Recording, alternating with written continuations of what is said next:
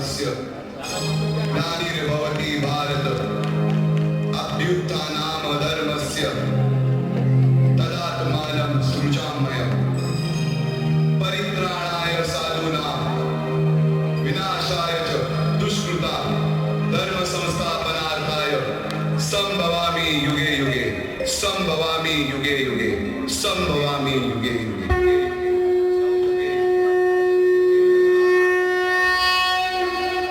जेव्हा जेव्हा धर्मावर ग्लानी येईल, जेव्हा जेव्हा धर्म वाढेल, तेव्हा तेव्हा सज्जनांच्या रक्षणासाठी, दुष्टांच्या संहारासाठी, धर्माची स्थापना करण्यासाठी मी युगानुयुगे जन्म घेईन.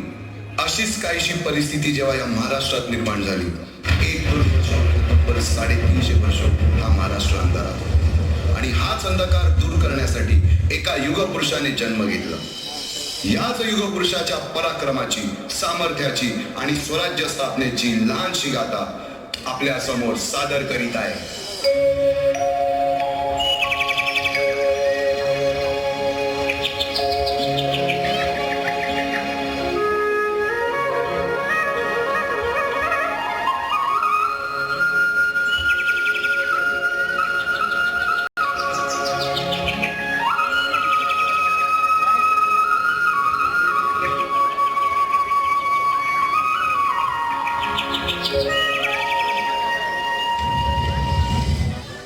महाराष्ट्राचा सुखाने नांदत असताना एक दुष्ट काल यवनाची वक्रदृष्टी महाराष्ट्रावर. महाराष्ट्र परकीय स्वारांच्या टाचेखाली भरडला जातो. अपहरण, अपमान, जुलूम, जबरदस्ती, अन्याय, अत्याचार, मंदिरांची तोडफोड, स्त्रियांची, धनधान्यांची लुटालूट थांबत नव्हती. जेव्हा आपल्याच घरात गोठ्यातली गाय आणि घरातील माय असुरक्षित होते, तेव्हा घरातलाच अंधकार मनात घर करून बसतो. अशा वेळी साधू, संत, लहान, थोर, लेकी, बाळी अवघा महाराष्ट्र देवाला गाराण घालतोय. अरे जेजुरीच्या खंडोबा, पंढरपूरच्या खंडोबा, तुळजापूरच्या भवानी आई, दारुगड, दारुगड आई, दारुगड.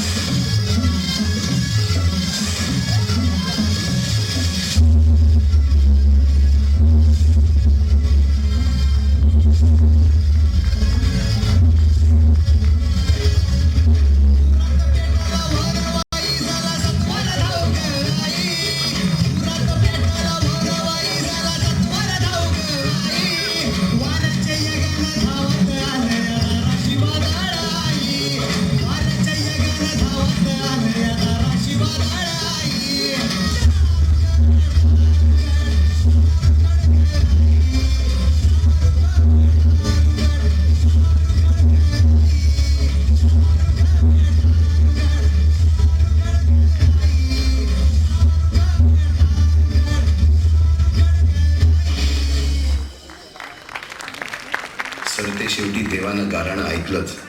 शालिवन शके 1551 शुक्ल नाम संवत्सर, उत्तरायण शिशिर ऋतू, फाल्गुन वद्य तृतीयेला सायंकाळी शुभ लग्न उदित असता कलियुगातील नरसिंहाचा, ग्रहमंडलातील सूर्याचा, नक्षत्रातील ध्रुवाचा, या सम छत्रपती शिवरायांचा शिवनेरीवर जन्म झाला.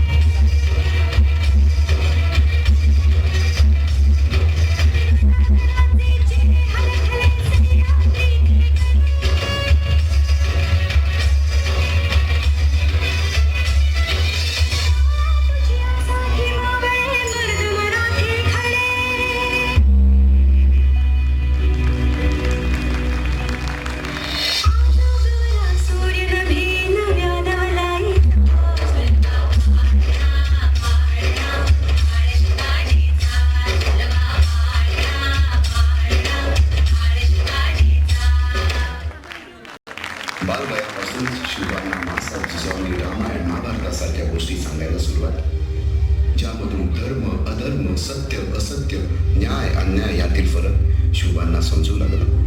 तसेच शस्त्रास्त्र व शास्त्र या शिक्षणासाठी शहाजी राजांनी अनेक कर्तबगार माणसे नेमली, जसे की दादोजी कोंडदेव, बाळकृष्ण पंत, रघुनाथ पंत, शामराज पंत अशा अनेक कर्तबगार माणसांच्या नेतृत्वाखाली महाराज बालवयापासूनच घडू लागले.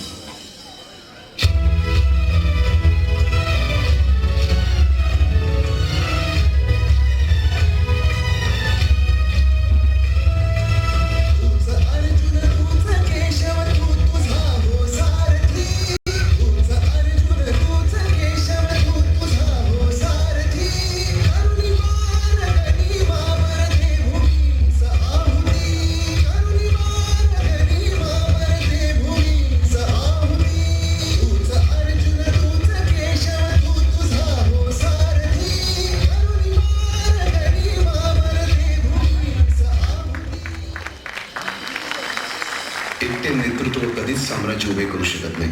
त्यासाठी तशी कर्तबगार माणसे निष्ठावन मावळे घडवावे लागतात. शिवरायांनी असे सवंगडी त्या वयापासूनच पारखायला सुरुवात केली. तानाजी मालुसरे, सूर्याजी मालुसरे, यसाजी कंक, सूर्याजी काकडे, बाजी झेले आणि अशा अनेक सवंगड्यासमोर शिवबांनी शपथ घेतली स्वराज्याची, शपथ घेतली स्वराज्याच्या बांधणीची.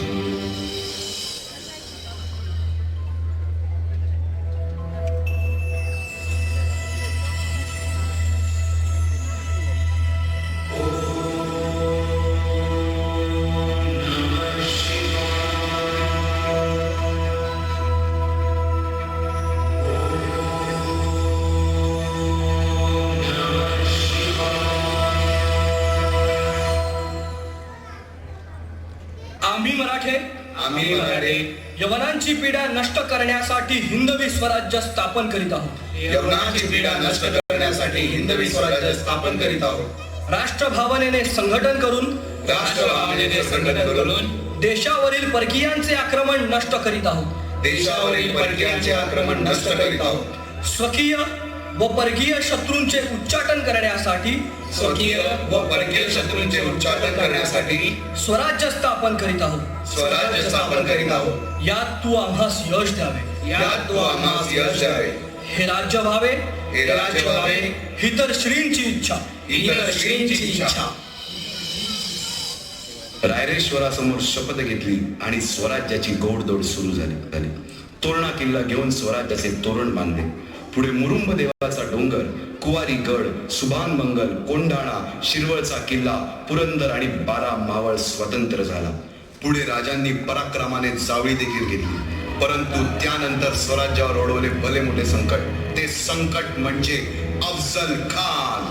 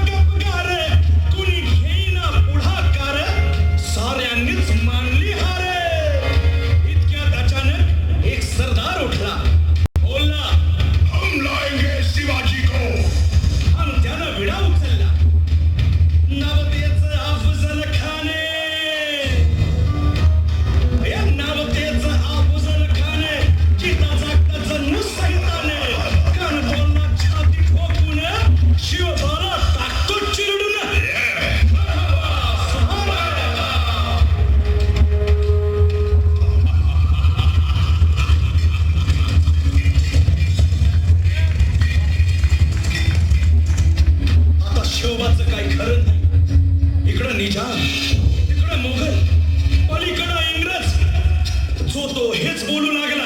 महाराज आपला जीव मोलाचा आहे. खानाचं सैन्य अफाट आहे. त्याच्या समोर आपला टिकाव लागणं अवघड आहे. काही दिवसांसाठी आपण कुठेतरी अज्ञातस्थळी निघून जा. काय म्हणालात रायबा? मासाहेब, आम्हाला आमच्या जीवाची पर्वा नाही. राजांचा जीव वाचणं गरजेचं आहे. रायबा, शिवबा केवळ आमचा पुत्र नाही, तर अवघ्या मराठी जनांचा स्वाभिमान आहे. या मातेने आपला पुत्र गमावला तरी 72, परंतु भ्याडपणे पळून जाऊन या मराठी मुलखाचा स्वाभिमान गमावता कामा नये. अशा वाघिणीचा त्यो छावा.